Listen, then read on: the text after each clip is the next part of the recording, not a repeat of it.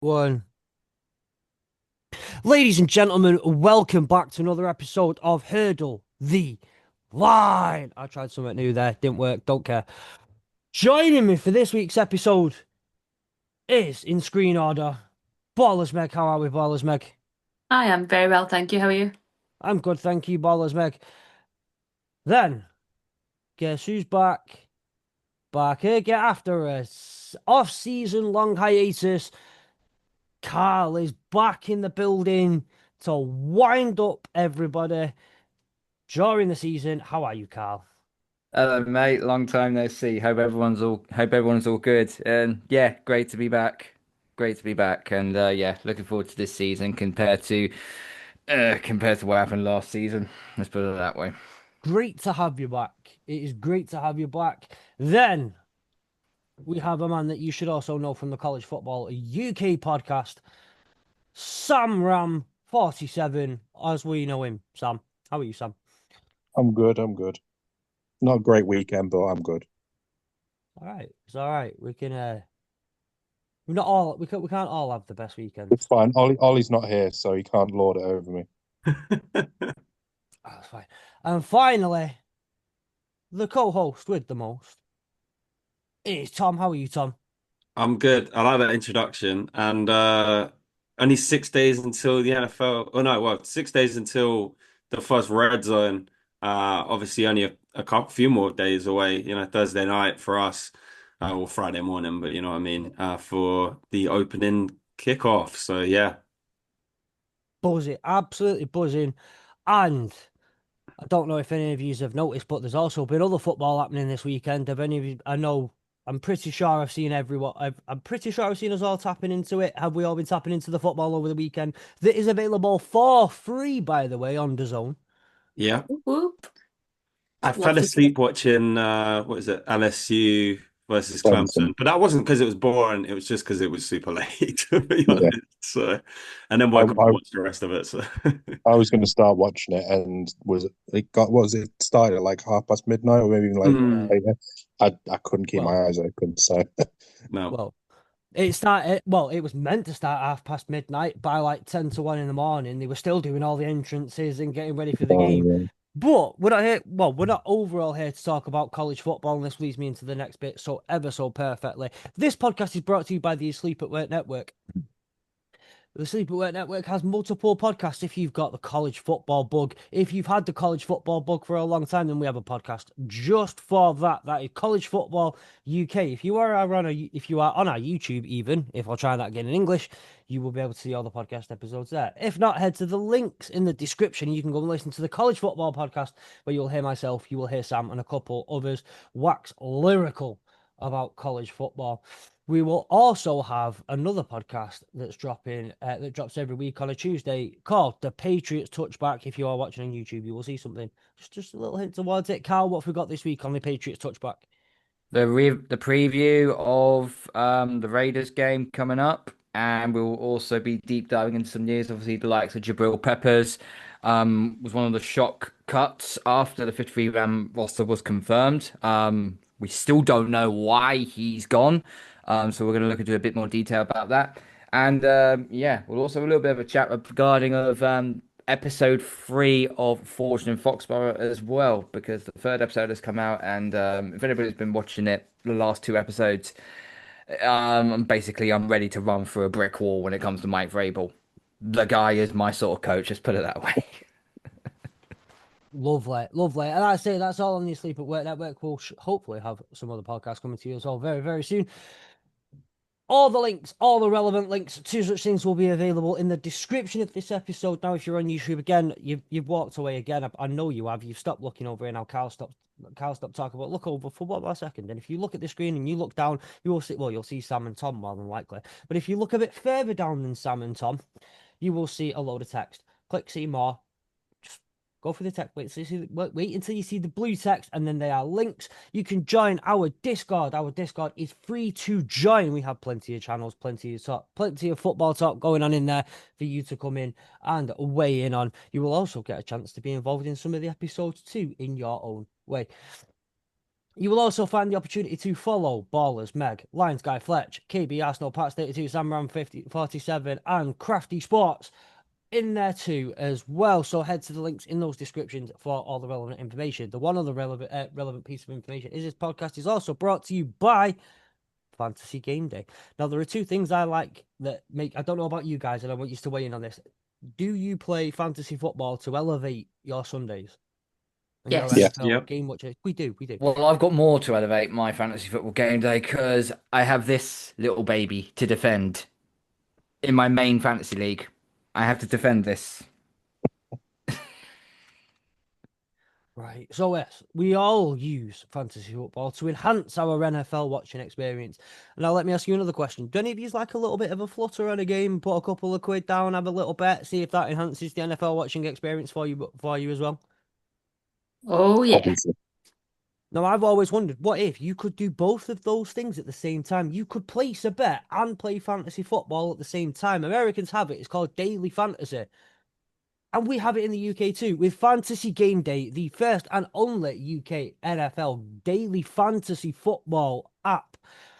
And they've been ever so kind as to partner with the Hurdle the Line podcast. So if you want to have a go at both of those things at the same time, select a lineup, put a couple of quid down, join a game, select a lineup, see if you can win, then you can do so. If you deposit and once you go to the link in the bio, sign up, create an account. Once you create an account, go to the bottom where it says promo code, put in HRDLE. That's code HRDLE. He's prepping for it. He knows what's coming. That is Hurdle without the U. But there's no hurdle of line without you. Lovely. Again, you'd think we'd rehearsed it, but we haven't. That was the first time we've ever done that. Yes, put in a code HRDLE. That is Hurdle without the U.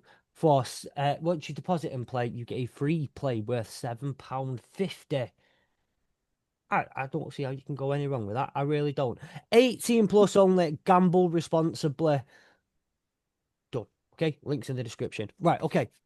News. Does anybody have NFL news? I do believe there's been a couple of very big bits that have happened this last week or so. Yeah. I mean, the biggest blockbuster one was obviously the Michael Parsons trade after tumultuous off-season battle between Jerry Jones and Michael Parsons with the Dallas Cowboys. He was traded to the Green Bay Packers for two first-round picks and Kenny Clark. So yeah, very interesting to see that actually happen. Obviously, there was a lot of talk. He requested a trade, but no one ever thought it was going to happen. But Jerry did it, and now the Cowboys are probably going to be fourth in the division and pretty terrible this year. I mean, he was the only thing keeping them probably together. Obviously, offensively they're going to be pretty decent, but who do they have on defense? So, but they Well, also signed Bland. Deron Bland to a 4-year, $92 million guarantee. Is it 92 million guaranteed, or is it Yeah, something like that. yeah, something like that. To the cornerback who's actually has been injured, but he did have a stretch of, was it 5 weeks in a row with a pick six, something like that. So definitely can make an impact on the defensive side of the ball. But yeah, 50, big 50 mil moves in the guaranteed. Cowboys. 50 mil guaranteed. 50 mil guaranteed, but 92 million total. Yeah, cool. Yeah, so I want to pull you back to a quote a few weeks ago made by Dallas Cowboys owner Jerry Jones. Now, we posted this on the Hurdle the Line Twitter account on the 3rd of August, and it was around that day. When questioned about whether Micah Parsons would be traded or not, Jerry Jones had this to say: I would say to our fans, do not lose any sleep over this. Later saying that it's all just part of negotiations. Yeah, he refused to negotiate with the agent. It speaks for itself. And it's okay saying, okay, two first round picks, it's all well and dandy. How high are those picks going to be? Because he's gone to Green Bay. It's probably good like mid-teens, isn't it? Yeah, Not lower. mid teens, Possibly in the 20s. low 20s, low to mid 20s at best. Green Bay now, they're not a team that are building. They're a team now that this move has now pushed them further up. It really has done. And it's also looked at this as part of. Remember when Khalil Mack got traded from the Raiders to the Bears? This Mm. sounds like the exact same situation. The thing is, with Khalil Mack and Micah Parsons, they are transcendent talents. He could just make the defense look better by just being on there. His mere presence on the field makes his defense look so better. And it's okay saying, "Oh yeah, we got 2 first round picks, cool." Well, the Cowboys gonna have to really stink the joint out Mm. in order to do that. Because if they want Arch Manning or they want the quarterback out of the South Carolina Gamecocks, which I watched and he looked damn decent, Bernard by the way. Sellers. Bernard, thank you very So much, mate, Fletch. Then they're either tanking hard. I don't think Jerry Jones would want his team to tank. I generally don't think he would. So he's gonna go out and still fighting, but they've got to be very, very, very careful here. Well, This was a trade. This is a reversal of the Herschel Walker trade. This is Mm. a reversal. yeah. Did anyone hear his comments after though when he did the press conference? Yeah. What where he said, "Oh yeah, do you know? Well, we can get two quality players. You know, oh, we Yeah, can make the we can trade. We take can do it." It's like, yeah. why would you do that now? Why would you not just keep the generational all-world 26-year-old who you have and, bite the bullet and not actually, let your ego get in the way to the point where you won't even renegotiate with an agent present, even though that's what every other person does. And, yeah, I mean, Uh, it just seems unfortunately, laughable that that guy runs an NFL I would team. say, But, unfortunately, Jerry Jones is his own worst enemy when it comes to anything because he'll happily, you know, cut off his nose to spite his face in any situation if it means that he gets what he wants and he doesn't look like he just sticks with his stubborn view. It's yeah. I mean, we've said it off air, and I don't know many Cowboy fans, but I imagine that there's a lot of them that are ruining the day that he's no longer the owner of the Cowboys. I mean, it's yeah. not even just Jerry Jones, it's either. Like anyone who lives in like the Dallas area who supports Dallas teams has just been through it Mm. this year. I mean, you trade two generational 26-year-olds in their prime. Yeah, I feel for them really, as much They, as I they hate the did they Cowboys, did get but they did get a what George Pickens, who's probably going to end up being like every other wide receiver two they've ever had. But yep. Well, going back to that quote from Jerry about how he can turn those picks. Now, that doesn't mean they're going to use them in the draft.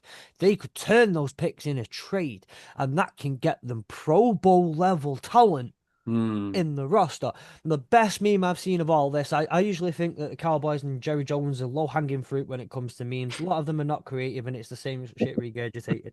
This one, I spat my drink out when I was listening to it. It took the Family Guy clip. It was like two clips that give off the same energy, and it's that Family Guy clip of Peter Griffin when he's offered a boat or a mystery box, and he Oh chooses the yeah, Oh mystery sweet. box. That yeah. was perfect. That And was Lois is brilliant. like, Peter, it's a Yeah. boat, and he goes, but the mystery box could be anything. Could even be a boat. So this could be. We could get Pro Bowl level talent on our roster. Hmm. But you have Pro Bowl level talent on your roster. Yeah. I take the Pro Bowl I was level going to say talent. you have more than Pro Bowl level. He's you know You got He's he's all pro. three-time first team all pro, 52 and a half sacks. yeah Like he's generational. He's it, and it's you're busy. To be honest, I think what's more annoying is you're busy trading him for two firsts. Like yeah. he's worth way more than that. And I know that Mm. it's a bit hard when you can't agree a contract, but at the end of the day, it's just baffling that you would allow him to go for only two first rounds when Yeah. what was it the deal that we saw was it Caroline Panthers did a deal where it was like three firsts or something ridiculous or two firsts and 2 seconds or something. It was 2 first, 2 seconds, and DJ Moore. Carolina Yeah, gave up way too much on Mm. that trade. yeah.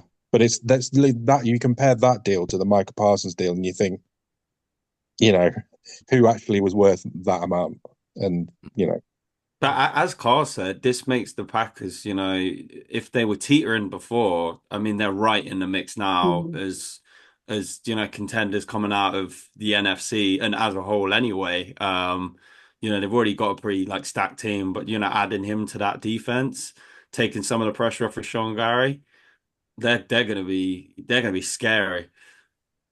They might even need to throw him on wide receiver with all the wide receivers they've got.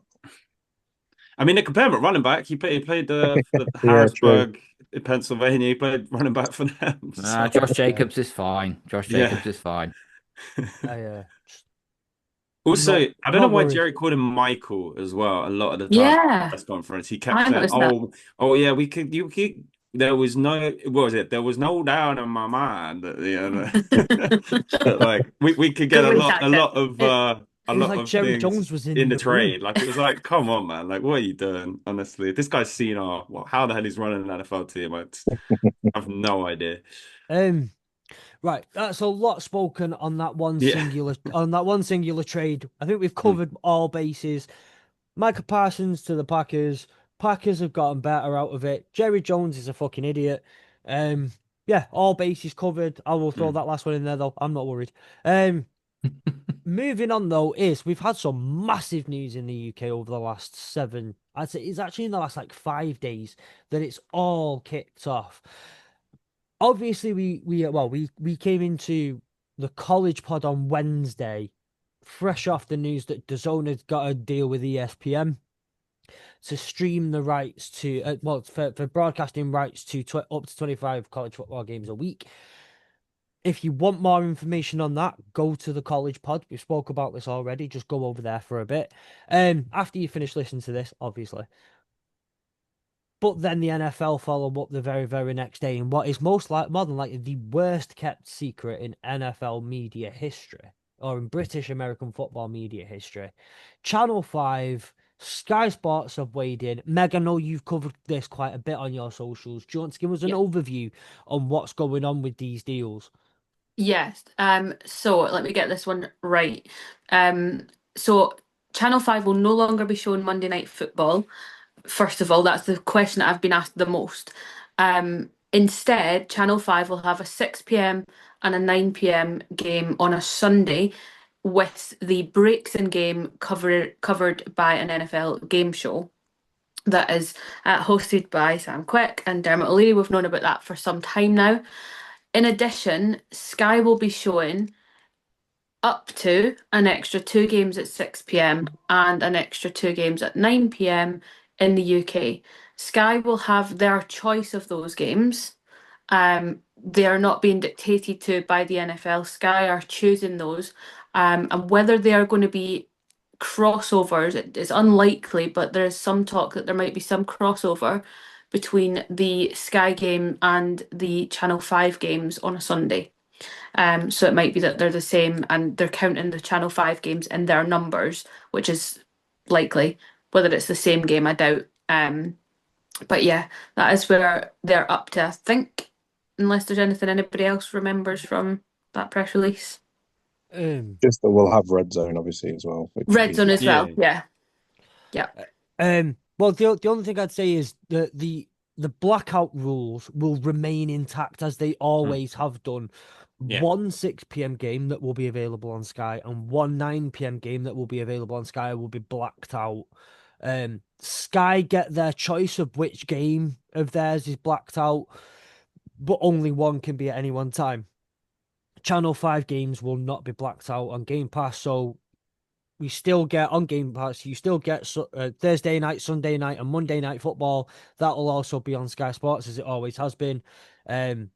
And then it'll just be the one 6 p.m., one 9 p.m. game that'll be announced normally. What is it, the Wednesday of the week before? Yeah. Normally for the first couple of weeks, though, I've noticed over the last 3-4 years, they tried to do like the first 3 weeks. Here are the blackout games on Game Pass. I don't know how whether they'll work that out straight away. Because okay, so they normally just go, oh, well, these games are on Sky, so they're not on Game Pass. So now it's a case of, well, which of the games? I don't know how quickly in time they'll be announced, at least for the first couple of weeks of the season. Sky are also going to have the primetime games, so the Monday night, Thursday night, Sunday night, and any playoff games as well as Super Bowl. And the European games as well. European games and Thanksgiving as well. Yes. We've not heard anything about the Christmas games, but definitely the Thanksgiving ones. Yeah. was it last year the Christmas games were on Netflix They as were on well? Netflix, Yeah, it was on weren't they? Netflix. Yeah. I'm pretty sure that's like a deal for a while 5 as well. years, I So think. Yeah. yeah. I think that will still remain on Netflix. Yeah. Quick question, gonna bat this around the room. Any of you gonna give the game show a go on Channel 5? You gonna give it a go? Or are we just skipping it and going, No, fuck that? no, no. I will be watching Red Zone as well. Yeah, I watch Red Zone. That's my go-to for 7 hours of uninterrupted football because it's just the way I like to watch it. But Yeah. I mean, and also the Rams are always on at 9 o'clock anyway. So yeah. Careful though. It's on ESPN now, so there's a good chance that will still be commercialized. Well, I want to say, Sam made a Yeah. very important distinction there. Sam did not say commercial-free football. Sam said uninterrupted football. Which is a very important distinction because that started happening throughout halfway through the season. Well, they're still in the process of signing the deal as well with the ESPN, so we're not actually sure when it's going to come into effect. Where it's most likely going to be next season, from what Scott Hansen was saying on the Rich Eisen show. But we'll Okay. see. Well, I'm going to give the game show a go once. If it's palatable, great. If not, can at least say I've tried it and whatnot.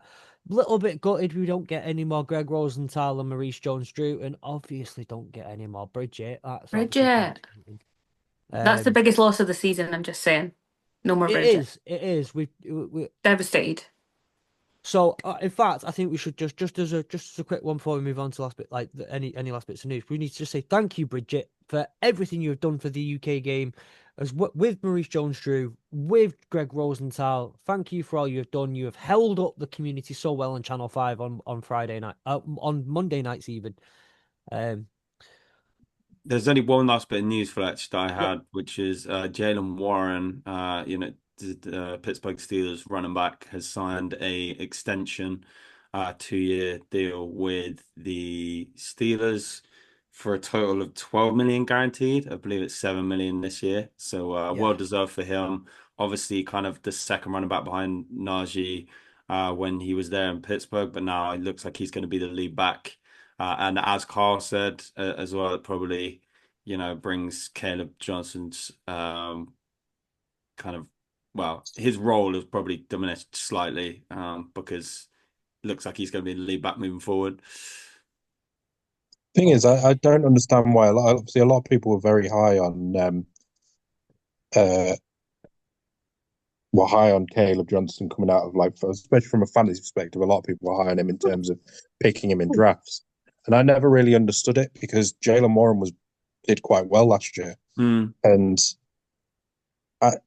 it's very rare that a rookie comes in and takes someone's spot straight away. Like obviously they've got Amari Hampton and Najee Harris over at the Chargers, who's going to be the leading back there, and at least with Ashton Janney, he's the only guy really there, and probably is more of a helping hand from Mostert. So I was quite surprised that a lot of people were going so high on Caleb, but he's a solid running back. I think he'll do well in the NFL, but I just don't think he's quite there yet.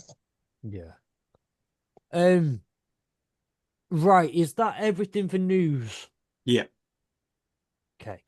So, welcome, by the way, everybody. As recording, this is the 1st of September. We've mentioned it already. We have one game left of college football week 1. TCU at UNC. That is available for free on DAZN. Don't know why I'm telling you all this. This is Tuesday now. The game's finished. But you can be aware of that for next weekend when there's college football on DAZN. Thursday, as Tom so elegantly mentioned earlier this episode, the NFL's back on Thursday. So this episode is the last one where we are all together. I say all together. We are missing a couple of wonderful faces, but this is the last one where we're all together before we split into our preview and review teams. That means you get 2 episodes this week of Hurdle the Line. One dropping on Friday morning with myself, Carl, Ballers Meg and Sam, as we will preview the weekend's action. And then next Monday, it will be Chapman, Ollie, and Tom to review all of the weekend's action. This episode, we're going to do something we did last season. We're going to do something, and then we're going to preview a little bit of Thursday Night Football, because obviously we won't get there in time, guys, on the preview team. So we'll have a little look to Thursday Night Football. Maybe even, Tom, we want to make sure you get a little bit in there on on Friday night football as well, because obviously the Chiefs are playing. But first, if you may remember last year, we did some pre-season, post-season awards where we predicted the winners of the post-season awards. And I said I wasn't going to do this, but much like last, no, I'm joking. I have not come suited and booted. Do not worry. I only did that last year because I was back on my way back from a court appearance. So I don't own a suit anymore. But we're going to go through them. We've asked to do this slightly differently this year. We're going to go through the awards from Coach of the Year all the way up to MVP. Going to go around the room. We're all going to give our choice, primary choice for this award. And then we will come to a collective decision. If we all agree, we all agree. If we don't, we don't. We can have some discussion and come to a collective agreement. It is I will select one. Sorry, I will also select one person each round. You can put forward your name, but you are not to do too much arguing. We'll end up.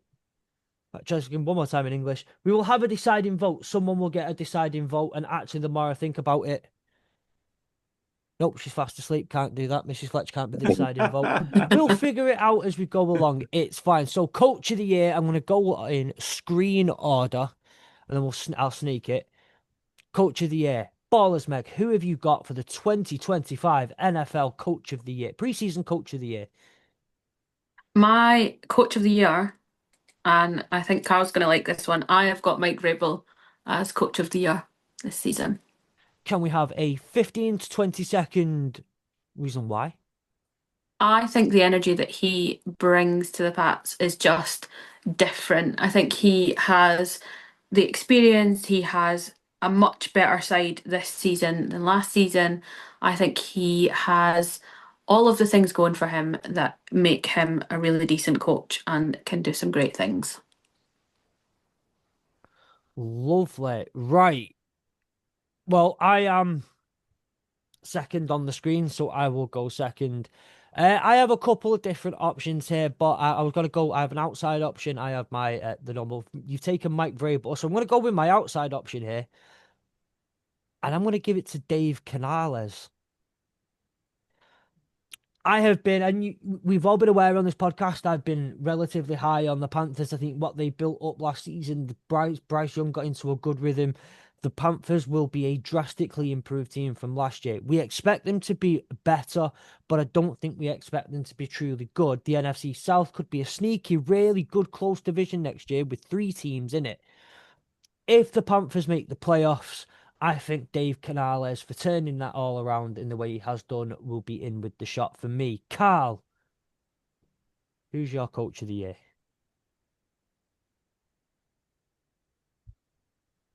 I can't go for my own team actually because Megs has picked it, so I'm just gonna go. I'm just gonna try something a little bit left field. I've been watching a particular team in training camp, and they look like they're turning heads really, really well. It's a bit left field, but I'm gonna say Liam Cohn, I Wow. like it. I who's the like head that one. coach, the head coach of Jacksonville.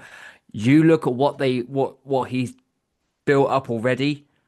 And Trevor Lawrence now is in a very, very good position. He's got a very good running back. He's now got Brian Thomas. He's got Travis Hunter who can flick in between receiver and corner. He's still got a good tight end in Strange, I think it is. Um, I, th- I think Jacksonville are in for a resurrected type of season. I think, and they desperately need to. And Liam Cohen is a very, very intelligent man when it comes to the offensive side of the ball. Um, so yeah, I'm going to take Liam Cohn. You are allowed to back up someone else's decision, by the way. You don't have to choose specifically your own. Sam, who is your 2025 Coach of the Year? I'm probably Tom's probably not going to like this, but I'm going with Sean Payne. Now, the reason why I'm saying Sean Payne is their defense was already good. It's now got a hell of a lot better with some of the picks that they've managed to pick up, with Hufanga and Greenlaw.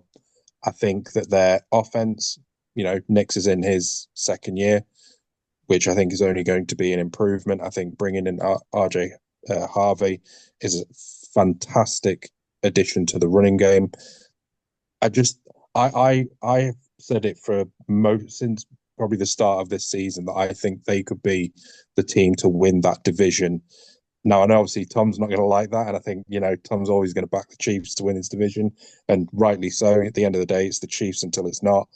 I just think that the Denver Broncos just look really good, and I just think they're gonna take that division this year, or at least be the ones that will put up the biggest fight against the Chiefs. Okay, and finally, last but definitely not least, is the co-host with the most, Tom. Yeah, so interesting pick, Sam. Funny enough, he was my backup pick, but my main pick, as Carl was saying, offensive people that are very, knowledgeable about the offensive side of the ball. I want to talk about the one that is the most knowledgeable of other than Andy Reid, I would say. I'm picking Sean McVay to be coach of the year. I mean, he's already won it once, but I think the Rams are going to do very well this year. I'm very high on them. I think he's an offensive genius. I think he's the best offensive genius outside of Andy Reid and has been since he's been in the league. So, yeah, I'm picking Sean McVay. Lovely. I'll back that. I was going to say, is that an honest pick, Tom? Or are you just blowing smoke up town? No. I had it written down. So. So I'm gonna do a quick one here. So obviously there are a couple of betting programs that we can't use at this moment in time, like Bet365. I did So look up, and I think I had Sean Payne was like 18-1, so he's definitely not up there. I think at the moment Yeah. the favourite is Ben Johnson, which Ben interesting. Johnson is anywhere between 6.5 and 7.5 to what? Like so 13-2, 15-2, anywhere in that kind of range. Ben Johnson's there at the top. Mike Vrabel comes in at 8-1. And I do like the Mike Vrabel. Liam Cohen is third at 11-1. Canales is 15-1, depending on who you look with. Where's he gone now? And then Sean McVay isn't even on this. Like, Yeah, you just have to literally, scroll wouldn't down for him. 25-1 for Sean McVay to win. That is worth a Coach of the fiver. That is worth a fiver. There's a lot of people that I think he's dropped down that list because people are so wary about what's happening with Matt Stafford.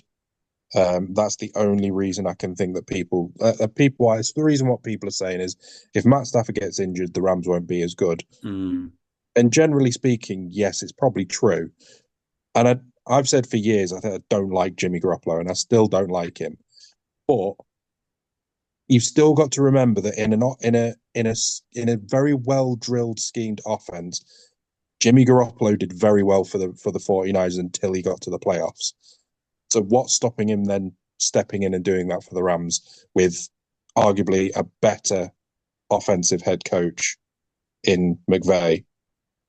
That'd be the only thing I would say is that I think a lot of people are probably just thinking, well, it's if it is Stafford or nothing, but I think it's more. I think coaches that are really good just get overlooked because they've been good for so yeah, long. It's the same thing with Andy Reid. Sustained success.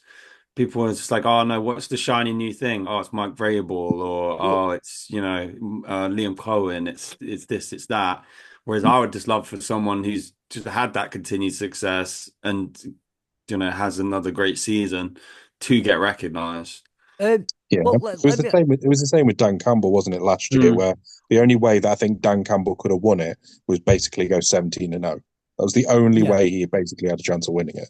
Well, what I was going to say is like, how do you judge a coach of the year? Because, and this is what I think, for a couple of years, I was beating the drum of I think Dan Campbell should win it, whatever.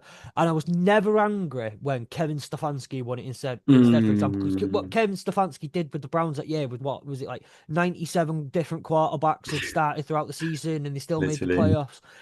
Fantastic. How you coach through that is just impeccable. You can't be mad. Oh, it sounds really arrogant for me to say as a Lions fan, but he became a victim of his own success. He never exceeded the expectation. He made the expectation. He went from, okay. He turned us from an absolute dumpster fire. We were 1-6 into just slightly missing the playoffs. But then everyone said, well, next year you just need to make the playoffs. and be challenging for the division. Yes, we won the division, which obviously in turn made the playoffs, because these are all regular season awards. They don't incorporate the postseason, even though they're right at the end of the towards the end of the regular postseason. Everything he did was kind of expected of him to do and make that next step. Yeah. You become a victim of your own success in that way. Andy, if you were to pick the genuine best coach every year, it'd be between McVay, between Andy Reid. It'd be between those, but they don't exceed expectation. If Andy Reid makes his 97th Super Bowl in a row, people just go, okay, well that was Andy Reid, isn't it? It's just what Andy Reid does. Yeah. I think Whereas that's the big thing is it's what is deemed as relative success compared to what you're expecting. And like for the Rams, the expectation is win the division, get into the playoffs. Whereas for the Patriots, it probably is just a case of, I mean, Carl, you're better to answer this than me, but to me, it would be competitive in your own division. Yeah. And to start pushing against the other teams in your division and potentially maybe sneak a playoff place. If you get above 500, then yeah. Yes. Agreed. Well, so for Mike Vrabel, if you're getting above 500, if you make the playoffs, then yeah, he full on deserves to get Coach of the Year. So to me, it's about relative success to where the expectations are. Yeah. You balance between expectation plus achievement and plus a couple of obviously plus a couple. If you can go through a bit of adversity, again, Kevin Stefanski.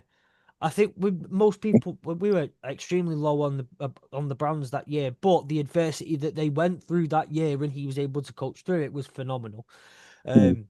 Someone tell Ollie, by the way, that I'm being nice about the Browns. I will. Don't worry. Thank you. It's a rare occurrence. He won't believe it, but I need him to know. So, like, again, it's where that criteria comes. My second choice would have been Aaron Glenn, and where I think Vrabel might actually be my favorite choice, or one of my two favorite choices, is the Patriots were bad last year, and if he makes them 6 wins better, 5 wins better, that is a significant difference that you have made as a coach, and I think that would be, for me, that would be very much warranting a Coach of the Year award. But then there are a couple of people that could do that as well. Aaron Glenn, for example. So yeah, I mean, he couldn't walk into a place that's probably harder to turn a dumpster fire into something useful. And you've not got a couple of really nice. You've got Justin Fields. If Justin Fields goes down, and that's who you're relying on, is Justin Fields specifically. If he goes down, what do you do? Like that's horrible. That's just not. You're in a bad position. No one expects the Jets to do well anyway.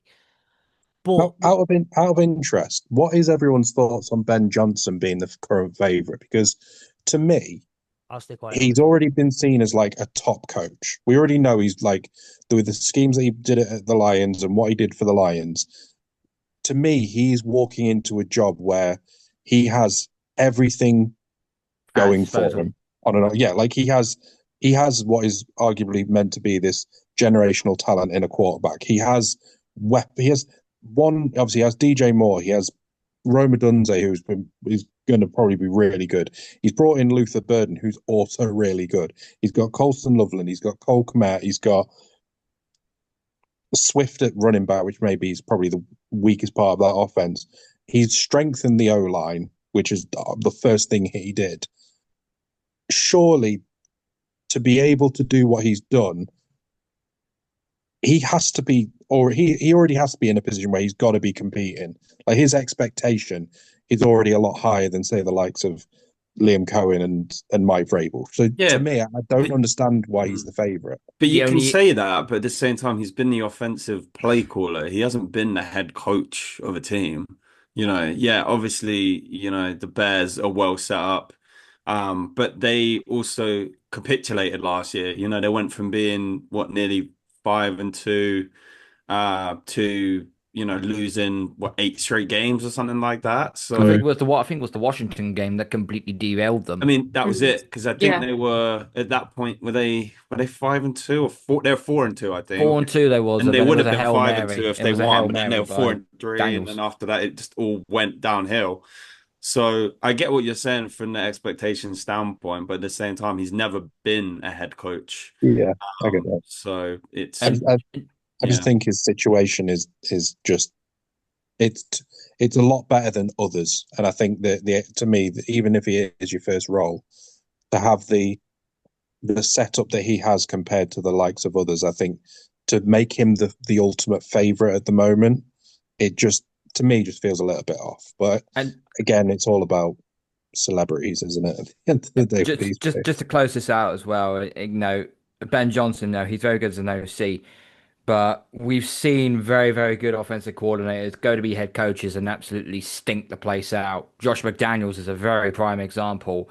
And the last bit I'll lead to, it's all right to say, yeah, we expect high expectations. The problem is, though, he's gone to a team that is in the toughest division in the NFL, the NFC North. I'm sorry, that's a trial by fire, and we're going to see how well he copes in his first season. Yeah, it is. True. Mhm. Not about the division, but about everything else. Yeah. Tom's finally said something wrong. Say it doesn't happen very often, but we've witnessed it. It's his one time being wrong, getting it out there before the season It's starts. been 2 years, Fletch, so like it's about to be wrong at some point. I say we're getting that one wrong opinion out there before the season starts, so we can go into the season without any of them. So to wrap it up, we've had 5 different suggestions for Coach of the Year. This is one of those awards that I was pre-season. Anything can happen, as is with every award, but it seems like one of those that you can't truly predict Do you want fully. Ollie's one, by the way, Fletch? Yes. Oh yes. Sorry. Please. Yes. Ollie. Yeah, his number one pick is Sean McDermott. Sean McDermott. Yeah, for the Bills, and then his number 2 pick is Ben Johnson. Sean McDermott will never be coach of the year until the Bills win the Super Bowl. Or get to a Super Bowl, rather. Yeah, But I'm yeah. gonna say I can't help but agree with that, to be fair, yeah. to be fair, the vote's already in before the playoffs Yeah. start. So Yeah, again, I think that comes with it's that expectation. The Bills have been so good for so long in the regular season that what's he got to do to be able to then I become mean, the the Bills would best have of to go anything? 17-0, I think, for him to. if they're taking the number 1 seed and they're Hmm. 2 games away that they can rest on Christmas Day, Yeah, great. yeah. Maybe I think we could see that. So that's 6 different. Then that's 6 different coaches of the year. Has anyone made the net? Who's been swayed by any of the arguments? Now I'm not gonna lie. I'm gonna hold my hand up and say I'm gonna go with. I'm changing my mind. Yeah, Vrabel. if I was to pick one, it would be if I had to pick one that was someone else's, it would be Vrabel. That'd be my go-to.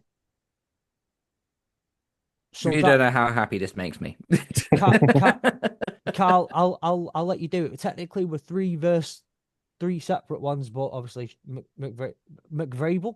Vrabel himself has McVrabel. one. I mean, that would be a hell of a coach. You get like the Yeah, defense, you McVrabel. get like the offensive genius. That would be an unstoppable team, my days. I just think it sounds like a shite burger, to be honest. We're happy to rock with the hurdle the line pre-season coach of the year is Mike Vrabel. Are we happy with that, everybody? Yeah. Sure. Yeah, Lovely stuff. Next up, we have not the most exciting award, but one that I think I'm really excited for us all to talk about because I know who's going to win this one. I already know it. We have the comeback player of the year. Tom, I told you we'd sneak it back to you. Who's comeback player of the year for you? Obvious choice for me. Horrific injury he suffered last season. I'm going with Aiden Hutchinson as comeback player of the year. You know, before he got that injury, I think he was up there for defensive player of the year. He was just wrecking games because I think through, was it 5 games, he had like 8.5 sacks or something like that. It was took until I think it was week 9 for any. Like you'd been out for about 4 weeks before anyone caught up to him on sacks. Yeah. And then the only other guy that got close to it at that point then also went out for the year, which was a shame with Dexter Lawrence. But yeah, I've definitely got to go for Hutch. I think he's going to come back with an absolute vengeance this year. Is he gonna come up clutch? Clutch Hutch. Yeah, I would. I would say so. Very well done. Sam, who is your comeback player of the year? Do I you, was do torn you dare give it between. to McCaffrey?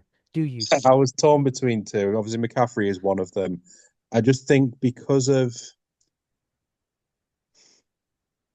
if I was going for like who I think will win it, I would say McCaffrey. Who I want to win it would be Aiden Hutchinson because I think again the level of injury that he had, if he comes back and performs anywhere near the level of what he's done, it's that to me it's much bigger than McCaffrey basically just not being able to run.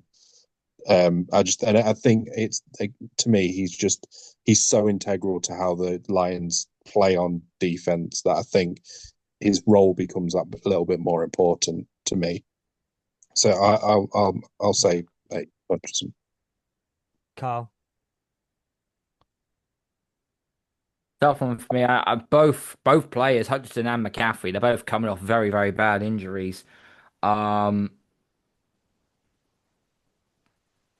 but I've got faith in CMC, and I think he's gonna go off again this season. I just look at the way the way McCaffrey is. He's got a point to prove. Same with both. All the four players I've got on my list right here are Hutchinson, McCaffrey, Prescott, and JJ McCarthy. They've all got something. They've all got a point to prove. But I just think CMC is just so pivotal to the 49ers. So pivotal. I think if they lose him, I think they're dead. They're dead. I don't trust Purdy for as far as I can throw him, frankly. Um, so I'm going to take CMC. I do like I do like to hear some Niners smack. That's always nice to That hear. weren't smack, that was true, but whatever floats your boat, Sam. Um, I don't think this needs much. There's a reason that the Hutch rule was invented during the offseason at Lions practice, where if a play was blown up by Hutch within like 2 seconds, which it They often just was, carried the it on offense were allowed to because continue to play because otherwise they'd get no reps out. Um, I don't fancy someone like a JJ McCarthy. I don't think consider him to have arrived to be a comeback player of the year. But I'll say is what does McCarthy have to prove to anyone? Because the last time he started a competitive game in football, he did this after the end. Oh, So How long have you been lining that one up? that was ready and I waiting. was That ready was and waiting. However, I'll counteract with that, Fletcher. When McCaffrey played against us in preseason training camp, we made him look like he played in his first year at Michigan. Awful. um, I'm just saying, yes, that was ready and waiting, but that was been waiting for the college pod. I'm just so glad I had that ready. Christian McCaffrey's is a brilliant shout, obviously. And I also think what little bit of disrespect here to Trevor Lawrence. I think he should be in with a shout of this one. But like you say, wrecking ball, absolute human wrecking ball on that trajectory. It should be a lock for Aiden Hutchinson to get it. Meg, Yeah, I am with you guys on the Aiden Hutchinson train. I think he deserves it, and hopefully, we're going to see a real good comeback season for him. So, my vote is definitely for Aiden Hutchinson as well.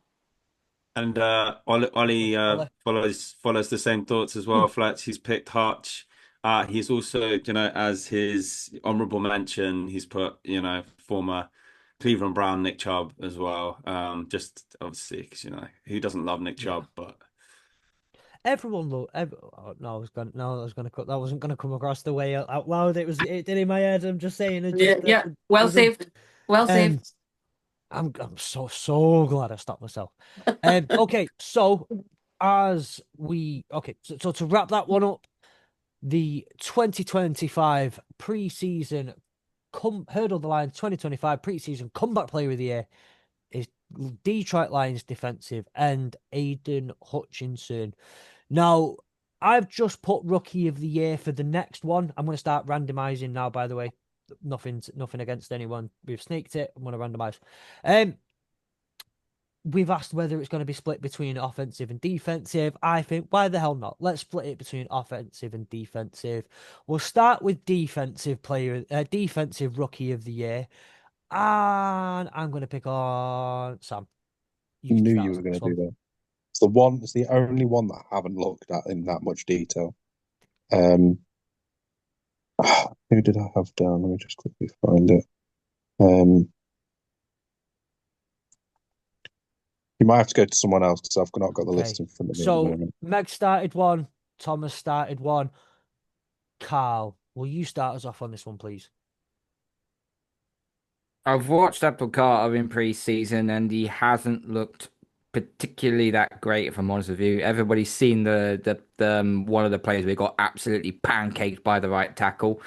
Can't remember what. I think that was the Jets game. I think it was. He got pancaked.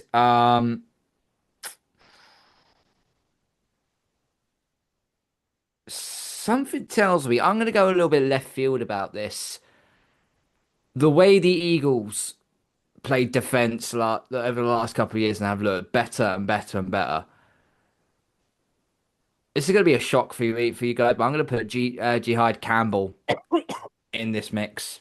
He's fifth favourite overall for the position. So he's just your prototypical Eagles linebacker. He's going to be a home wrecker. Me personally, it was a toss up between him or Malachi Starks for me. We're going with the verbiage home wrecker. Is that what we're going with? We're going with Jihad Campbell, yes. Not that Jihad Campbell wasn't the better. Home wrecker. The terminology that we're using is home wrecker. Oh, okay. Is that? I'm happy. I'm happy as long as we just know that's the terminology we're using. Yes, proceed. Ball of Meg, will you give us your defensive rookie of the year, please? yeah, this is one of my only homers this round, and I am going for Jalen Walker. I have been high on Jalen Walker since he was one of my Bulldogs, and I am so happy to see him finally shoring up that Atlanta defense that was so desperately needing it. And so, to be fair, either of our defensive rookies, James Pierce Jr. is another decent shout, but Jalen Walker for me sneaks it. Sam? I'm going to go a bit left field because I think we're probably going to end up coming on to the choice of someone, and I'm gonna go for. I'm going to be a homer as well. I'm going to go Jade Barron. Again, in that Broncos defense, I think he could do a few things on that defense. You know, one of the things that we see with how Are you secretly a Broncos fan, Sam? I mean, it's turning out that way, isn't it? But yeah. First Sean Payton, and now. Well, wait till you hear who my MVP might be. Oh, no, wow. I'm joking. That is. But no, I just think the way that teams play against the Broncos is they avoid Pat Surtain at all costs, and that's where I think someone like a Jade Barron, if he managed to get himself cemented in the team, he could have to play quite a vital role in defending the other side a bit more and being more of that nickelback role. So I think he could play a massive part, and you know, he could end up being one of those sort of surprise dark horses that we see, a bit like what Jared Verse was when he first came into. You know, a lot of people didn't have him very high on the list, but he crept his way up there, and he could be another one. Yeah. Tom, do you want to give us you and Ollie, please? Yeah, so for me, I've gone Abdul Carter. I know what Carter's saying in terms of the preseason, but that's the preseason, you know, like it's when it gets to the actual season itself, and you just look at how many players they got on that side of the ball for the Giants. He's going to get a bunch of one-on-ones because of all the other players that they got on that defensive line. So I reckon that he's going to have a real good shout. And then for Ollie, he's gone a bit left field. He's gone Carson Schwarzenegger. Schwarzenegger. Yes. Yeah, he's gone Carson Schwarzenegger as his Browns linebacker. Yeah, there you go, home pick. But yeah, those are the two picks. So. That was their early round 2 pick, I think it was. They had a couple very, very close to each other, and he was one of them.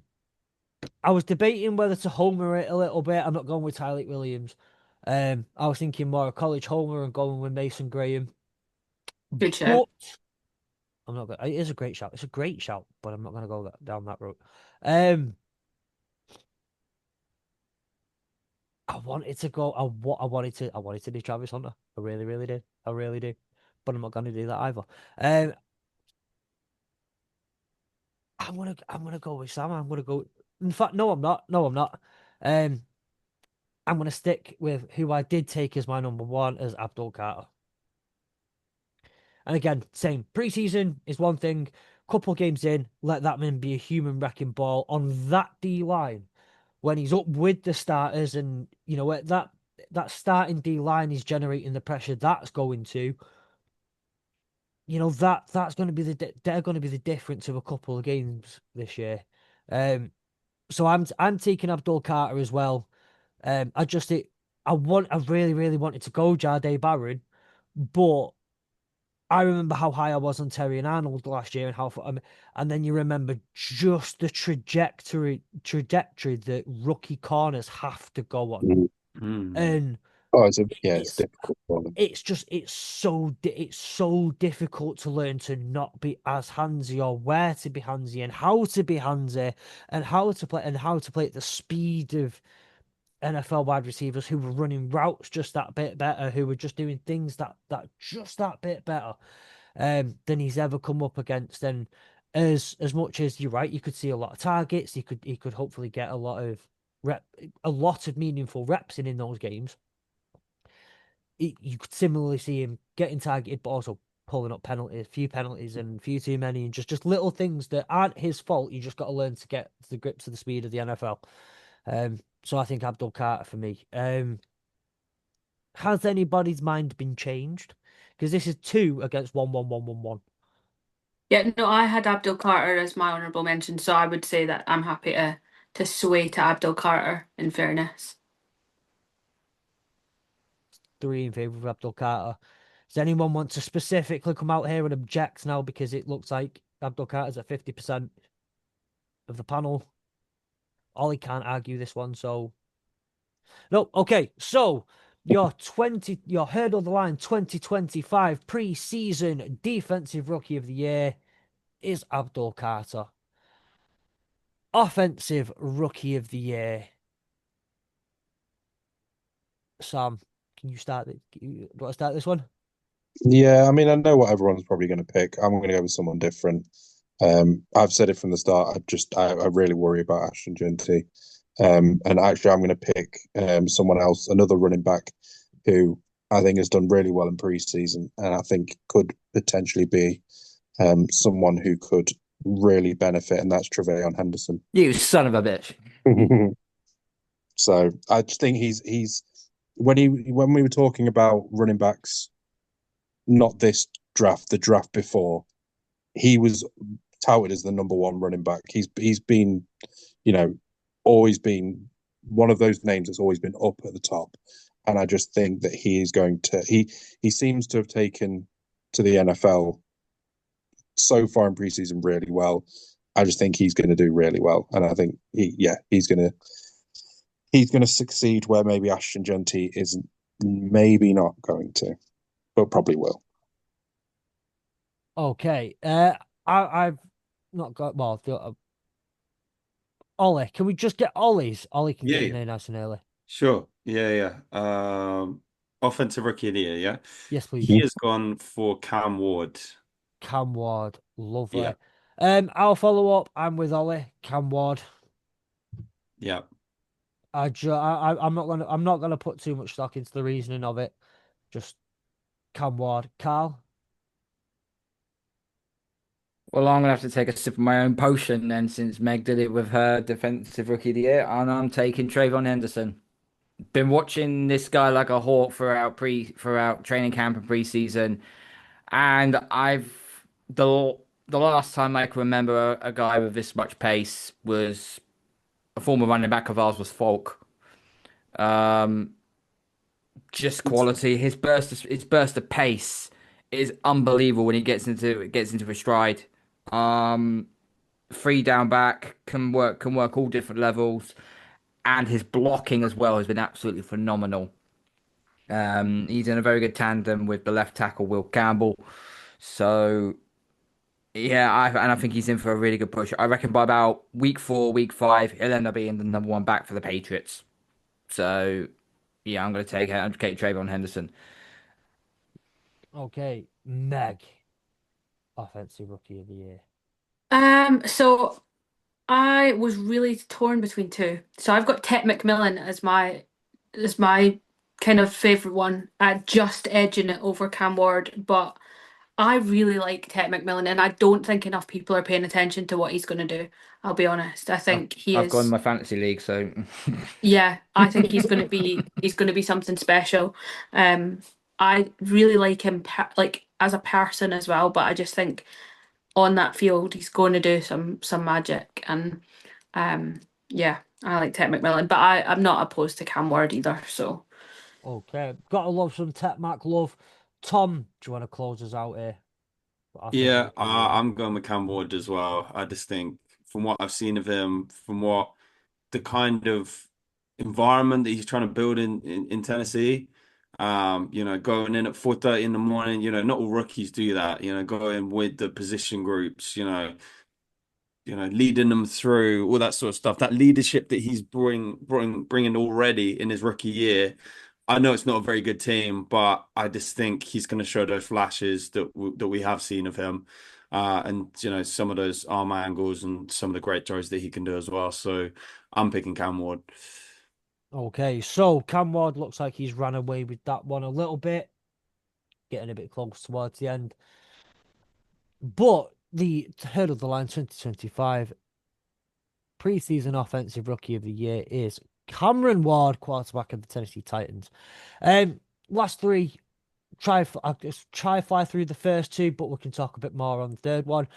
Defensive player of the year. I was asked the other day by our wonderful friend of the AEW network, Andy Davis, if I could ever see Aiden Hutchinson potentially winning both comeback player and defensive player of the year. And I said, yes, I can. But I don't actually, like, I see a world where it happens. I don't think that's the world we're going to live in. That's an alternative universe. I, do you know what? Why not? Give me Miles Garrett. Give, give me Miles Garrett because They've why? got nothing Why else. not? Why yep. not? They've got nothing else. Why not? Sam, you also, I take it you're also going to go Miles Garrett, or have you got anything else? Uh, I mean, for me, it's likely it's probably going to be. I would always go Miles Garrett or Aiden Hutchinson as the two. The other one that I think is maybe as a dark horse, and this is again, you've got to throw a home pick in there somewhere. And I think Jared Verse. I think the way that our D line is going to be so disruptive. Finally, a homer He's the pick, like an actual he's homer pick. So he's the one that will be the most. He'll be the one that benefits the most from how disruptive that D line will be. So that would be my, dark horse for it. But it's likely it'll be Miles Garrett. Probably be my if I'm picking someone, it's Miles Garrett. If I could make an actual choice, it'd be Jared Verse. Okay, Meg. Yeah, I've got Miles Garrett. Was quite an easy pick for me, but I also think TJ Watt might have a shout as well. Just to keep an eye out because that defense is going to have a lot of work to do this season. Can I just say, as much as I love Ollie, I'm so glad he's not here to argue the TJ Watt over Miles Garrett because we'd be here till 3 in the morning. Tom, are you taking? And So Ollie, I'll go and for a Ollie, by the slightly way. different pick. I mean, my honorable mention is Miles Garrett because how can you not have him in the running? I mean, the guy's just a freak of nature. I'm going with Michael Parsons, so I just think he's going to hit the ground running with the Packers. Yeah, I'm going with him. I just want him to prove Jerry wrong, to be fair, or like I want Jerry to just sit there and be like, Wow, I just let the defensive player of the year go. So that's why I'm going with that pick. But yeah, my So, second the pick would storyline. definitely be Miles Well, Garrett. he'll be able to in week 4 because the Packers go to Dallas. Yeah, I'm expecting him to have like 3 sacks in that I was game. expecting Prescott to go down. He's gonna destroy Dak. It's gonna Yeah. be hilarious to watch. Oh man. Oh, Yeah. I don't know. Maybe this is just pettiness talking. Mm. Could you not imagine like like Brian Schottenheimer calling plays where like you've got 2 tight end sets and both tight ends and the left guard are all on Micah Parsons. It's not You know, gonna matter. just don't just anything you could do to say the only like they can get 15 sacks in a game. Just don't let Yeah. Micah Parsons get one of them. Mm. You mean like when what they did with Aaron Donald, where they just stuck 4 on him in like 3 Yeah, games? literally. That's it. Didn't make a blinding bit of difference. No, did not It'd make a be single like bit of difference. you know those Hail Mary plays, and you see Mm. defensive place 1D lineman against the Oh, 5-0 lineman. you mean like the Cowboys did with Zeke Elliott? Yeah. Look how that worked out. Yeah, that Um, was atrocious. But do you want Ollie's pick as Ollie's well, pick as Fletch? well, please. Yeah. Yeah. I Is it mean, Miles Garrett? the worst kept secret. Yeah, Oh, it dear. is. So he's got it the other way around. He's got Miles Garrett and then Michael Parsons. I've got it the other way around. But yeah, of course he's going with Miles Garrett.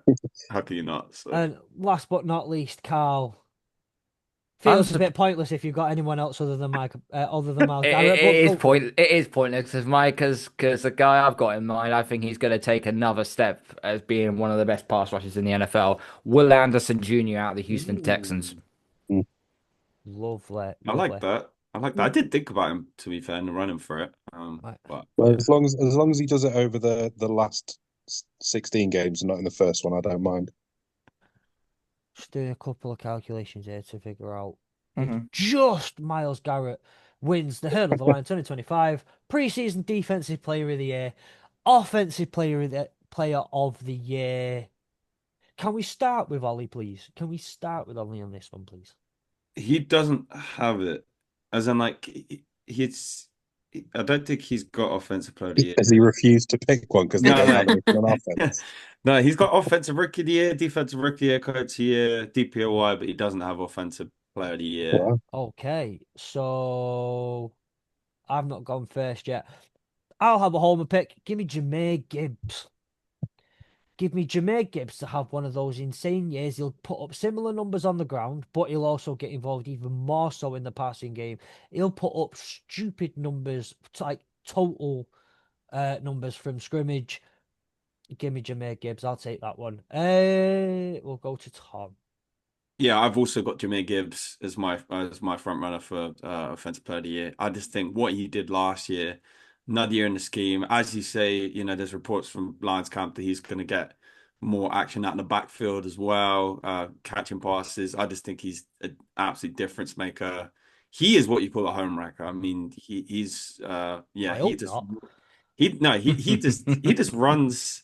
He just runs so fast, man. As soon as he finds the gap, he's gone. Like any defensive player trying to stop him, good luck. But if he finds the seam, he's gone to the house. That man's in a happy and stable relationship. I don't want no one's ex-husband turning up at the Allen Park going, Jahmyr Gibbs wrecked my So He's a game wrecker. That's what I meant to game say. wrecker. That's right. There we go. That's better. Carl, do you want to take us away with your offensive player of the year? I'm sorry, but I'm gonna have to go with the most obvious pick in the world, Jamar Chase. Hmm. That Bengals defense is shambolic. Even with Trey Hendrickson in as the pass rusher, it's still shambolic. Burrow's going to throw the ball 40 times in the game. It's going to go to Jamar Chase and T. Higgins, and Chase is going to break every record going. Lovely. Meg, do you want to? Yeah, I have gone for Jahmyr Gibbs with an honourable mention for my boy Bijan Robinson. He was also my honorable mention as well, to be fair. Sam. Oh, sorry. All the reasons have already been said. Yeah. Sam, do you want to close us out on the offensive player of the year? Yeah, my head says Jahmyr Gibbs. My heart says Bijan Robinson. Very much same as Meg. I'd love for Bijan to win it and to be the player that we know he can be. But Jahmyr Gibbs has just proven that in the scheme that he's in, he can be unbelievably good. Okay, so we're gonna go with the answer I take here is the logical one, the one with the head. We're not taking the heart. So we will have the Hurdle the Line 2025 preseason offensive player of the year is Detroit Lions running back Jahmyr Gibbs, and finally the most important one of all the awards, at least. The most valuable player. I don't think I've started yet. I don't think I've trusted myself to start one yet, so I will go first on this one. I've been racking my brain between Lamar Jackson and Josh Allen for all week. And then I just got reminded, well, I say just got reminded, but reminding myself today just what this kid's gonna have to do to get through the season with a win. Give me Joe Burrow to take MVP. I think if they get 5, if their defense is letting up as many points as we think they're going to, and he can get anywhere in and around the 0.500 range, just give it to Joe Burrow. Hand it in by like week 14. I don't care. He's an incredible. He's one of the just one of the best players in this entire league, and I think he deserves it for for everything he's doing, just to try and keep the Bengals afloat. Between him and Jamar Chase and T Higgins. Does anybody want to volunteer to take this one? I can't remember what orders I've gone in now. Carl, you volunteered in my head. Okay, cast your mind back to last year. Me and Ollie had a bit of a ding dong regarding of he thought Caleb Williams would get rookie of the year quarterback position, and I said it would be Jaden Daniels out of Washington that would take it. Well, I was right on that one. I now they got Tony McLaurin back, and this new is it McCarrett his name, rookie running back, looks bloody decent. Crosby McCarrett. Yeah. Crosby McCarrett, thank you. Yeah, I'm gonna stick my neck on the line here, and I'm gonna say Jaden Daniels. Okay. I'll just jump in and back that because I had Jaden Daniels as my MVP with Saquon Barkley as my honourable mention. Okay. Tom, Me. you and Ollie, please. Yeah. I'm wearing his number right now. Everyone has forgotten about this guy, the best quarterback in the league. He might not have been the last 2 seasons in a regular season. Heard all this talk in the off season, blah blah blah blah blah blah. I'm taking Patrick freaking Mahomes to win the MVP this season. Thank you very much. Mic drop. And then for Ollie, Tom, I would say Tom stood on business with that one. I love it. Yeah, that speaks ready. then Ollie is picking Lamar Jackson, who is my honorable mention as well. So yeah, I think Lamar had a credible year last year. I think he could have won MVP last year. Arguably should have won. But yeah, Ollie is picking Lamar. Okay, and finally, Sorry, I just had to say it on my chest, Fletch, No. A Browns Oh fan God. a Browns fan picking a Baltimore quarterback to be MVP. Jesus Christ, hell just froze over. No judgment here, Tom. You stand on business, mate. And do you know what? I'm in. Sam, do you want to finish us up with the MVP? Yeah, this was one that I found was really difficult to pick because I think there are 5 people who could easily win it. But as much as I've said about the Denver Broncos and everything that I've said about them, it's the Chiefs until it ain't Patrick Mahomes.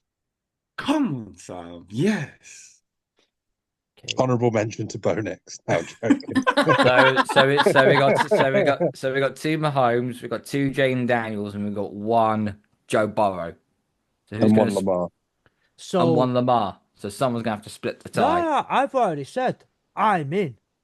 I have been sold, and I am gonna run through a brick. I want to run through a brick wall for Mahomes now. I'm taking Mahomes now. Come on. So I think that leaves it at the 2025 Hurdle the Line 2025 pre-season most valuable player is Tom. He's Patrick gone. Mahomes. Patrick Mahomes. See, I do it think worked. this is. I do think this year it is a toss-up, though. I think that any of those five could easily win it. It just depends on. Like I'd have argued to say that last year had the Bengals not been so poor that Burrow could have Oh, easily won Boris it. should have. If they even have like a record where they get into the playoffs, Boris should win MVP outright because of Yeah, the stuff you have to deal with. That yeah. defense, for him to throw that many touchdowns, be that good when they are that diabolical on the other side of the ball. Mm. Yeah, I mean he would have been the out and out MVP for me. I mean, he even said it himself, didn't he? Said the only reason that I'm not in contention is because we have a losing record. The reason why he said obviously on that quarterback show, and it's true. Like if they'd have been in a winning record, he'd have won it hands down because he was steps above the other. And sort of going to Carl's comments earlier about Jamar Chase, if Chase is going to break all them records, and who's going to be the one throwing in the ball? Makes sense. True.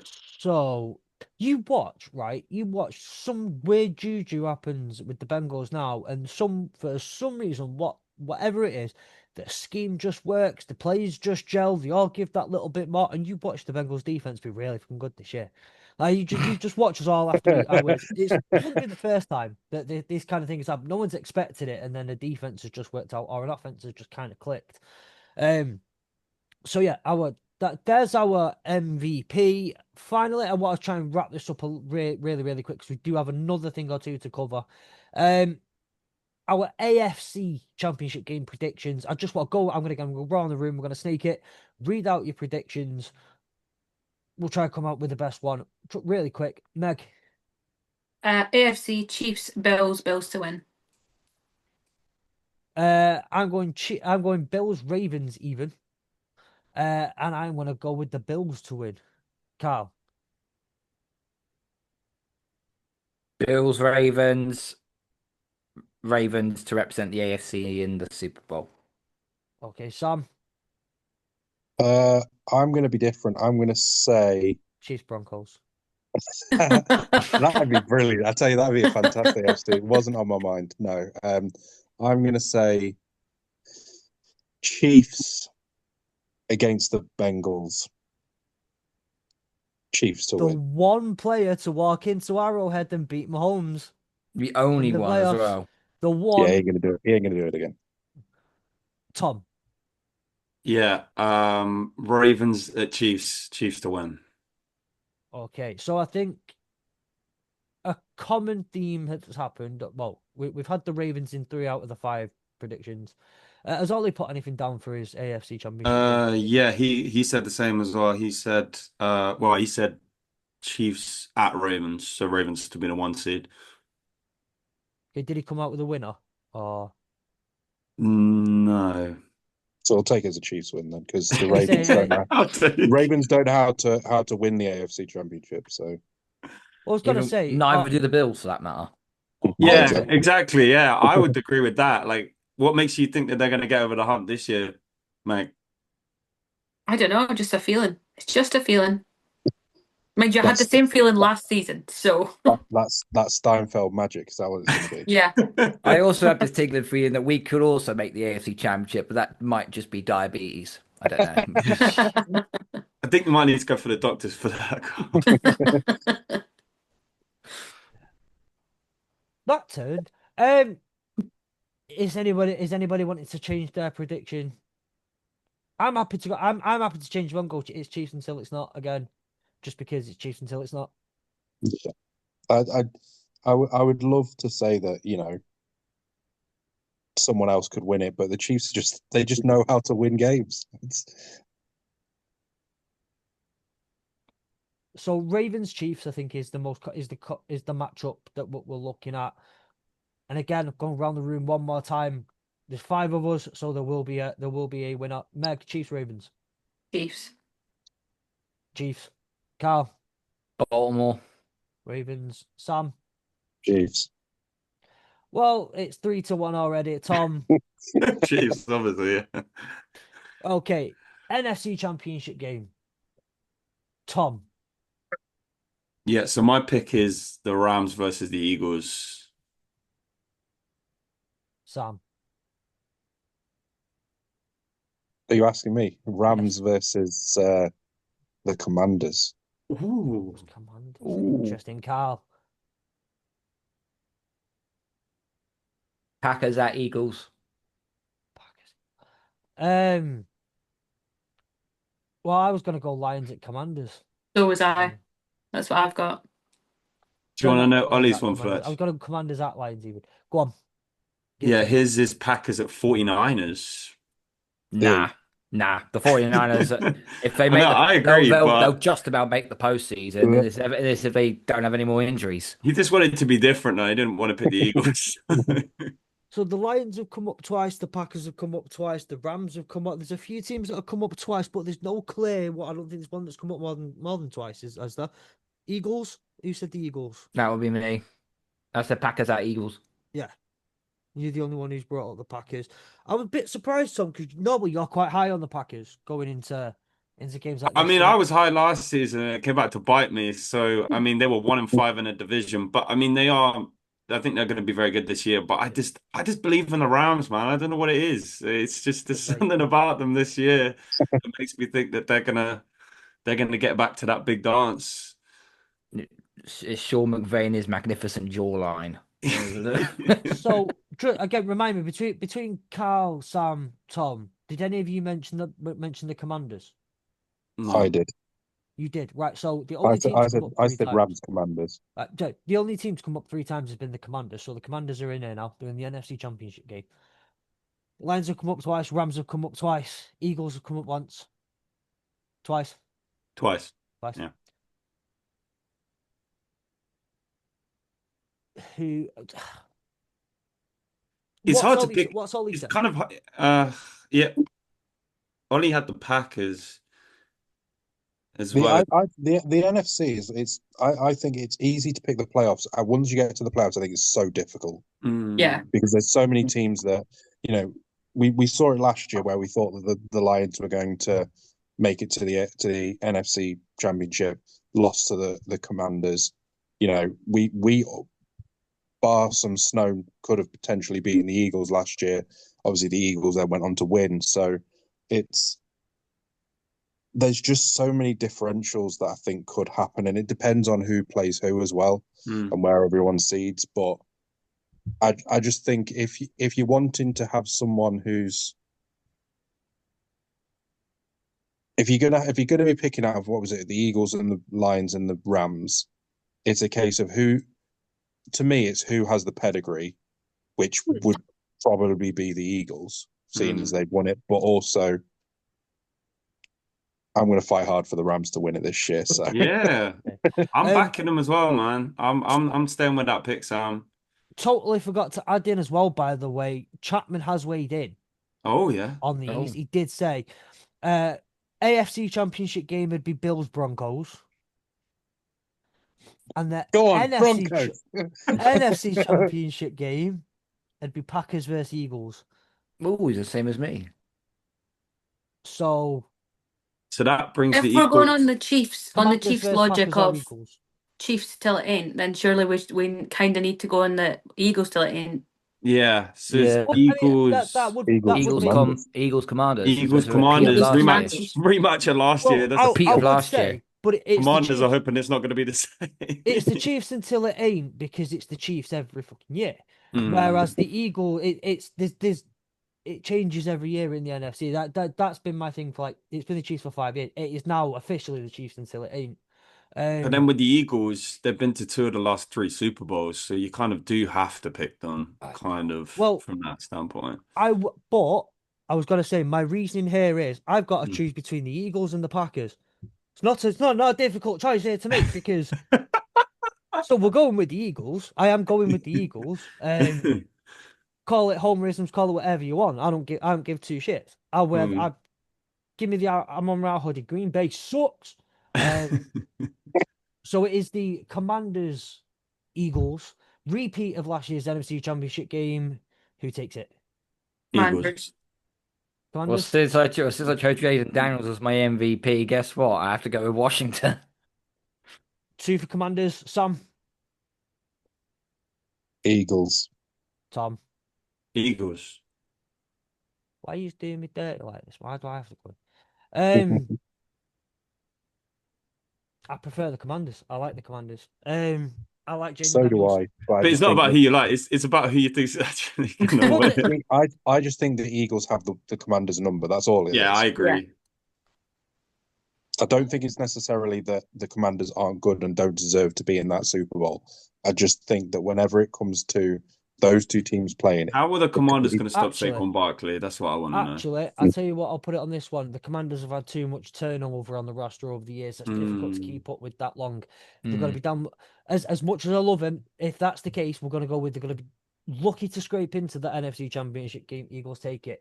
Eagles versus Chiefs. We repeat of the NFC Championship game. Repeat of the Super Bowl. Now I'm going to say this one thing: the Chiefs ain't letting that happen to him again. No, Yeah, Taylor and Travis are are engaged. The NFL ain't letting this happen again. Give me the Chiefs. the Chiefs are going to be prepared, man. I know. Give me the Chiefs, man. Give me the redemption arc. Come on. After that diabolical Super Bowl. Carl. I can't have Nick Wright being a smug bastard. Give me Philadelphia. They go back to back. Sam. Chiefs until it ain't. Chiefs until you've just saved Meg from having to choose the tiebreaker, eh? It's Chiefs 3-1. Meg. You know I'm never picking the Chiefs, so it's the Eagles. Go on, girl.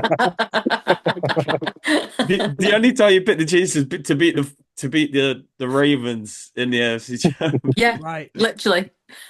The only Okay. time.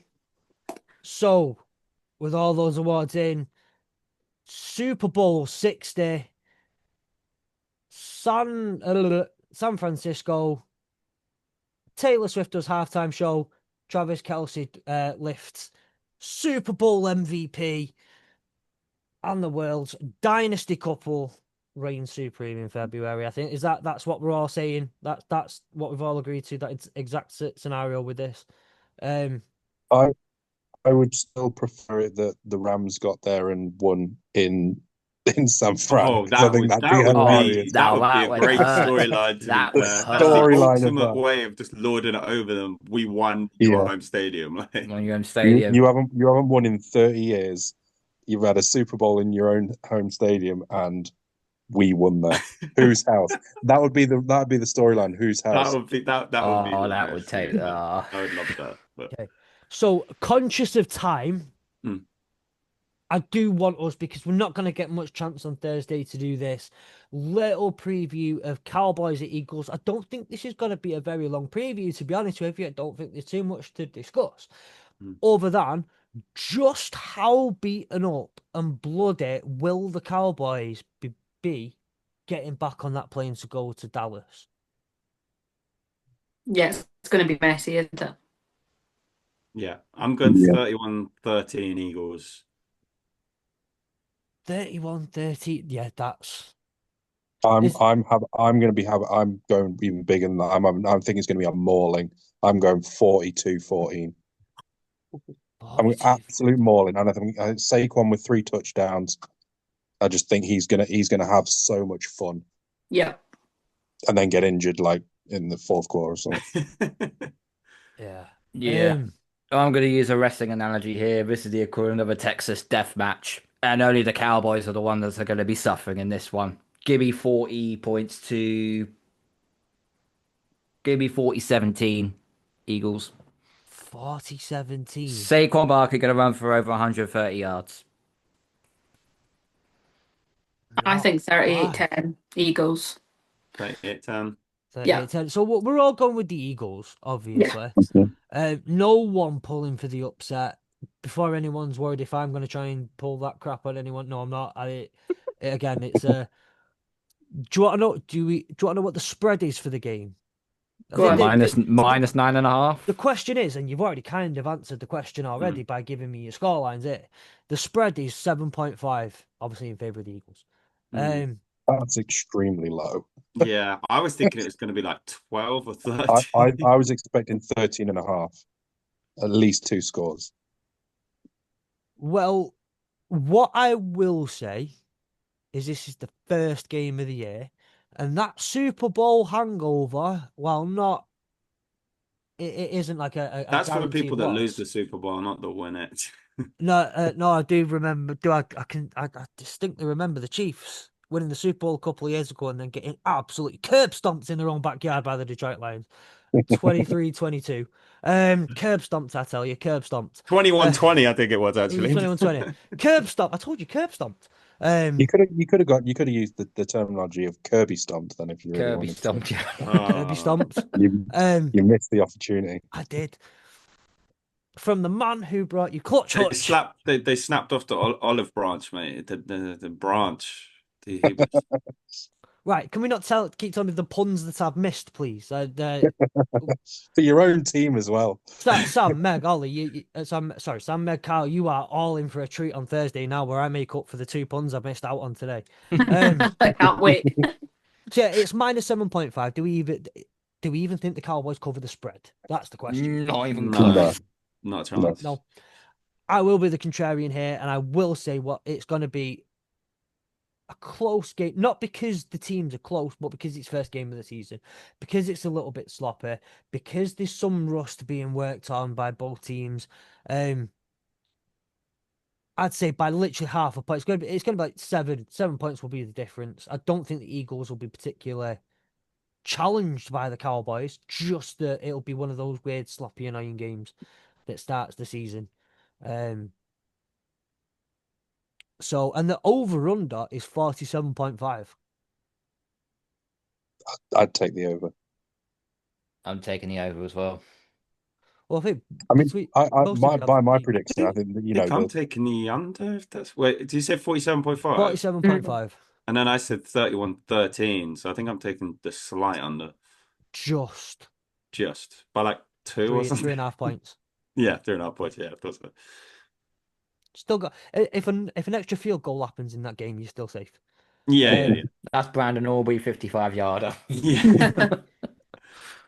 Um, It's gonna be like that Chris Paul meme. Do you know when he like hits the three and it's like cuts the lead to 42, and that's gonna be Brandon Aubrey hitting some 55 yarder to cut the lead to like 20 or something.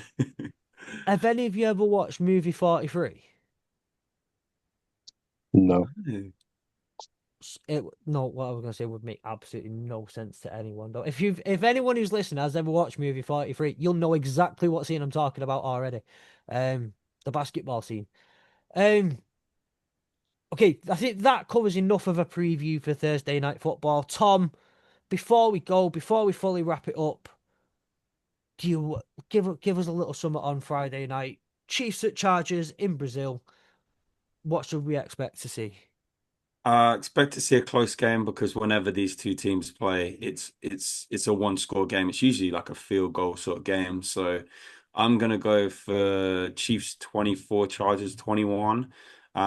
Just because anytime these guys play, Justin Herbert plays out of his skin against the Chiefs. And I mean the Chargers do have, a very good team, Lab McConkey, obviously Amari and Hampton coming in there as well. So I do think they're going to put up a good fight, but I just think the Chiefs will get it done in week 1 in Brazil. So just about, I'm hoping for a bigger scoreline than that, but I know how these division games go, especially at the start of the season.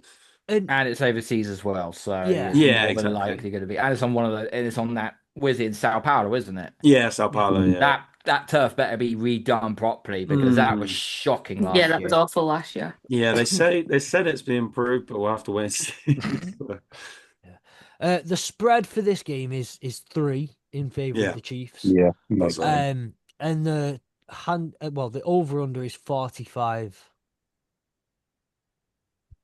Yeah. And then, well, I've got I think I've got You it. got it bang I've on got it bang 45. on. Yeah, Yeah. yeah. You There you said go. 20, I know you my said 20 team. yeah, 24, 21. You said, yeah. Yeah, I think yeah. it'll be slightly less. I think it'll be a somewhat cagey affair. The only thing I'm worried about is the fact that the Chargers O line has taken a bit of a beating in pre-season. They lost their main left tackle, so now Joe Alt is now having to move from left guard to left tackle. Now he has played left tackle before in college, we know that, but this is the NFL level; it's completely different. You saw what happened when Joe Tooney moved from left guard to left tackle. Did not work. No. I do like the whole right. Tom, you take it over under 45, and Tom goes, "Yep." Exactly I'm 45. predicting. Yeah. I'm I'm, predicting it. I'm going on. I'm going under, and I'll probably say 2017 Chiefs. Yeah, I was going to go with 27-24 to the Chiefs, so slightly I over. was picking between that or 24-21, basically. So, Meg. Yeah, I'm gonna give it 23-17, I think. Okay. I'm not giving a score prediction. I can't do full score predictions this early in the season because just don't know. But give me the Chiefs, and give me the Chiefs to cover the spread as well. The win by more than 3. One score, but more than 3, so it'd be like 5 point difference. And that just about wraps it up, ladies and gentlemen. It's been a long one. We have gone through a lot of information today. It's been a long one. Obviously, as we go forward now, we are splitting up. So, Tom, say goodbye to your fellow co-hosts. You will not see them again, more than Ever. likely now, until February. Ever. Until beginning of February. Fellow don't worry, co-hosts. I'll be keeping a watchful eye on the on the preview show. So yeah, I'm sure you guys will do great. Right, we've been told breaking news. Yep. So it's just come through from Adam Schefter. Rams head coach Sean McVay has just told reporters that quarterback Matthew Stafford, who missed much of camp with the back injury, is expected to start on Sunday's opener against the What a Texans. shot! There we go, What have man. I been I think it's saying from smoke the and mirrors, start? man. I think they got the best You've back. wrapped him up in cotton wool all Yeah, yeah, preseason. Everything I've said, he's going to be there week one. All this yeah. bollocks about Jimmy Garoppolo's the starter, it's all bollocks. Matt Stafford was going to start week one. It was going to Yeah. happen. Right. Well, we'll talk about. Do you know what? I think we should try and do something this week where we talk even more about that game on Sunday, almost like a preview show of this weekend's games, which we will do on Thursday. Which means that on Friday morning, if you're in whatever bloody country that you want to be, it'll still be out on Friday morning. Unless you're in like Australia or something, then it'll be Friday afternoon. We will have the preview show for all the NFL games at the weekend, which we're very, very, very, very, very excited for. So again, one more time, Tom, say goodbye. Goodbye. You may Goodbye. see, Bye-bye, you may Tom. see, if need be, on a Monday night when needed, you may see one of these faces again, but you may not see them now again until 2026. January, until 2026. Yeah, and rest of co-hosts, say goodbye to Tom, please. Bye, Bye-bye, Tom. Tom. I Do know that, why Tom. Ollie and Chapman couldn't make it. They couldn't bear to do this split, right? And I get it. I'm Breaking feeling up it's hard, emotional. guys. I'll still be there on Mondays in the background. I'm feeling emotional at this split now. So fantastic episode. Thank you very much for joining us. And yes, we will start seeing you now twice a week. What are we Myself, hurdling, Fletch? well, Chapman has made a personal request that this is a prediction episode. So I say we hurdle those predictions. Nice. Would I like that. everybody be okay with hurdling those predictions? Mhm. Yeah. Well, lovely then. So we will see you on Friday morning for our preview show of the NFL Sunday slate, and Monday Night Football, and then we will see you next week, or some of us will see you next week. One of us here will see you next week to review those games and look forward to Monday Night Football, Thursday Night Football. Without further ado, hurdle those predictions.